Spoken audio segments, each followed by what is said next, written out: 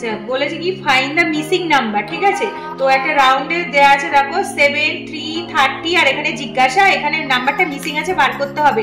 তাহলে কি করব দেখো, এখানে যদি আমি 3 এর সাথে একটা 10 গুণ করে দিই, তাহলে 3 এর সাথে যদি আমি একটা 10 গুণ করে দিই তাহলে হচ্ছে 3 10 কে 30 হয়ে গেল এই পার্টটা। তাহলে আমি 7 এর সাথে সেম ভাবে 7 এর সাথে যদি আমি একটা 10 গুণ করে দিই তাহলে 7 10 কে কত হয়ে গেল 70 হয়ে গেল।